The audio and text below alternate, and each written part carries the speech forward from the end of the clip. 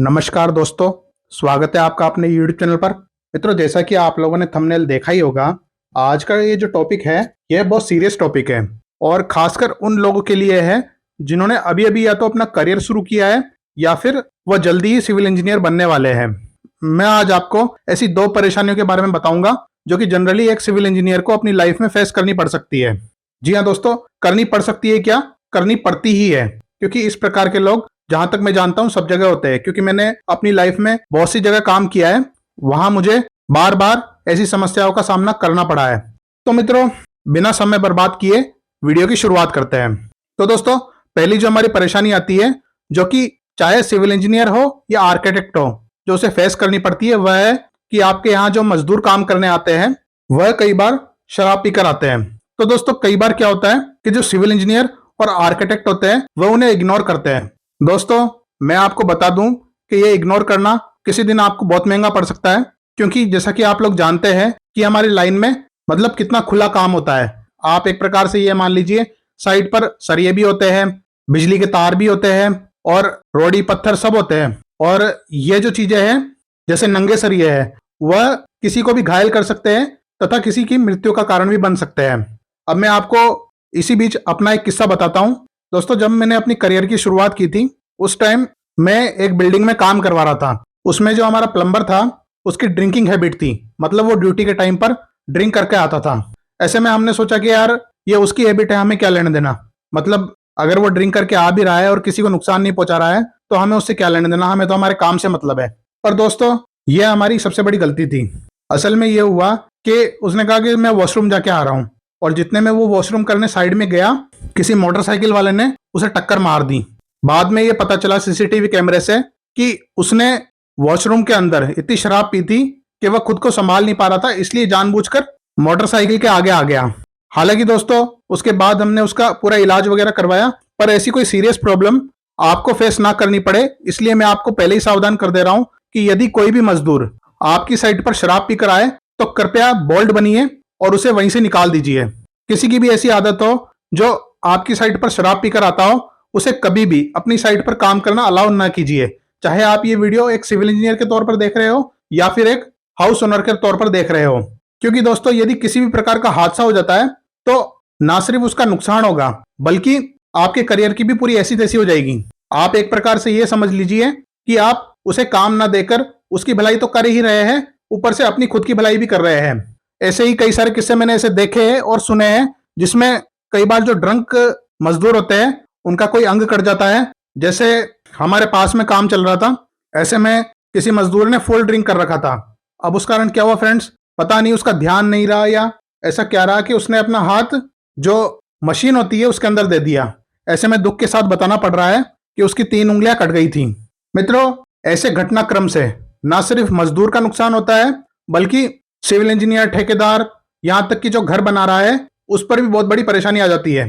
इसलिए मैं आपको स्ट्रांगली एडवाइस करूंगा कि यदि आपको कभी ऐसा लगे कि हमारे मजदूर ने या कारीगर ने शराब पी रखी है या वह ड्यूटी के दौरान शराब का सेवन करता है, तो उसे तुरंत निकाल दीजिए। उससे आप भी फायदे में रहेंगे और वो भी फायदे में रहेगा। दोस्तों, मेरा यहाँ ऐसा कोई मकसद नहीं है कि मुझे किसी की ड्रिंकिंग हैबिट से प्रॉब्लम है, पर दोस्तों, अगर आपकी साइट पर कोई शराब पीकर आता है तो आप उसे समझा सकते हैं कि यार देख भाई, हमें तेरे पीने से कोई प्रॉब्लम नहीं है, चाहे तो तू घर जाके आराम से पी, पर यहाँ साइट पर यदि तुझे कुछ हो गया तो तेरे साथ साथ हमारे करियर पर भी प्रश्न चिन्ह आ जाता है। दोस्तों, कई बार तो क्या होता है कि काम रुक जाता है। उस कारण ना सिर्फ सिविल इंजीनियर का, बल्कि ठेकेदार और उसके अलावा जो काम करवा रहा था, मतलब जैसे कोई घर बनवा रहा था, उस पर भी बहुत सारी प्रॉब्लम्स आ जाती है। क्योंकि दोस्तों, कई बार कोर्ट स्टे लगा देता है। और ना सिर्फ मजदूर, बल्कि आप भी ये ध्यान रखिए कि यदि आप भी कभी ड्रिंक करके जाते हैं साइट पर, तो आपके साथ भी कोई मेजर हादसा हो सकता है। क्योंकि दोस्तों, साइट पर काम करने में और लैपटॉप पर बैठकर काम करने में बहुत ज्यादा फर्क होता है। और यदि आप मेरी एडवाइस माने तो यदि आप एक अच्छे सिविल इंजीनियर हैं तो कम से कम ड्यूटी के टाइम पर शराब का सेवन ना करें। तो दोस्तों, ये तो हो गई पहली परेशानी कि आपको पहली परेशानी से कैसे डील करना है। अब हम बात करते हैं दूसरी परेशानी की। तो दोस्तों, जो सेकंड परेशानी जनरली सिविल इंजीनियर्स और आर्किटेक्ट्स को देखने को मिलती है, वह है कि कई बार जैसे आपने साइट का काम ले रखा होता है और उस समय आपको एक पर्टिकुलर इंसान की बहुत जरूरत होती है, पर आप जैसे ही साइट पर पहुंचे तो पता चला कि जिसकी आपको नीड थी वह साइट पर नहीं पहुंचा। मतलब आप एक प्रकार से ये कह सकते हैं कि कई बार ये जो मजदूर या कारीगर होते हैं ये गोली दे जाते हैं। अब हालांकि दोस्तों कई लोग इसमें ऑफेंड हो रहे होंगे, पर मैं आप लोगों को बता दूं कि जो लोग सिविल इंजीनियरिंग, आर्किटेक्ट या फिर इस लाइन से संबंध रखते हैं उनके लिए यह बहुत कॉमन प्रॉब्लम है।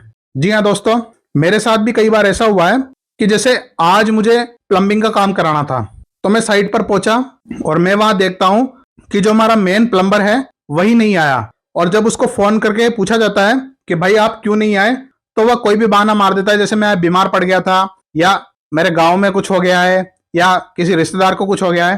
पर जब मैंने पूछा कि भाई वो है कहाँ, तो पता चला कि किसी जगह उसको 50 रुपए ज्यादा मजदूरी मिल रही थी, इसलिए वह वहां चला गया है। मतलब आप एक प्रकार से यह समझ लीजिए कि कुछ लोग इतने इरेस्पॉन्सिबल होते हैं कि भले ही हमारा साइट लेट होने की वजह से हजारों लाखों का नुकसान हो जाए, पर वह इस बात की कोई चिंता नहीं करते हैं, क्योंकि दोस्तों नुकसान हमारा हो रहा है, ना कि उसका। तो यदि कोई आपकी साइट पर ऐसा कोई गोलीबाज आदमी है, तो मैं आपसे स्ट्रांगली कहूंगा कि आप बोल्ड बनकर ऐसे लोगों को काम पर ना रखें, क्योंकि दोस्तों आप लोग अपनी ईमानदारी से ड्यूटी दे रहे हैं, और ऐसे में हमें यह चाहिए कि यदि हम साइट पर काम करने पहुंचे हैं तो वहां पर काम हो।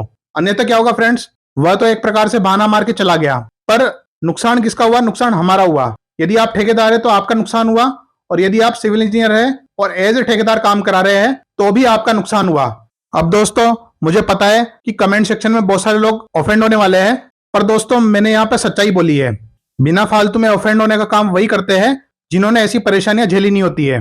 दोस्तों जब आप लोग साइट पर काम करेंगे तो वहां पर आपको एक से बढ़कर एक मकार देखने को मिलेंगे, और यह मैं अपने एक्सपीरियंस से आपको बता सकता हूं। तो दोस्तों उन्हें आपको डील करना आना चाहिए।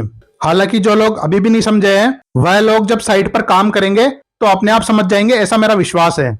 और इन दो परेशानियों के अलावा भी बहुत सारी परेशानी होती है, जैसे कई लोग घास काटते हैं, या फिर वह आपके काम को जानबूझकर बार बार लेट करते हैं। मतलब ऐसी कई सारी परेशानी आपको देखने को मिल जाएगी जब आप लोग साइट पर जाएंगे। और मित्रों आपको इन परेशानियों से डील करने के लिए बहुत बोल्ड होना पड़ेगा, तभी आप कुछ कर पाएंगे।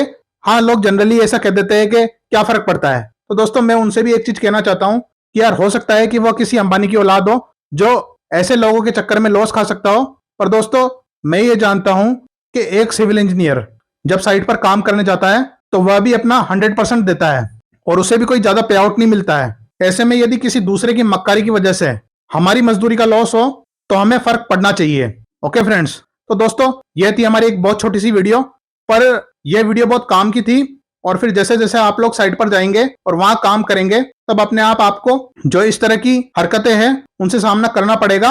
और अगर आप इस फील्ड में लॉन्ग टर्म टिके रहना चाहते हैं तो बेहतर होगा कि आप कुछ ही समय में इन सब चीजों से लड़ना सीख जाए। धन्यवाद।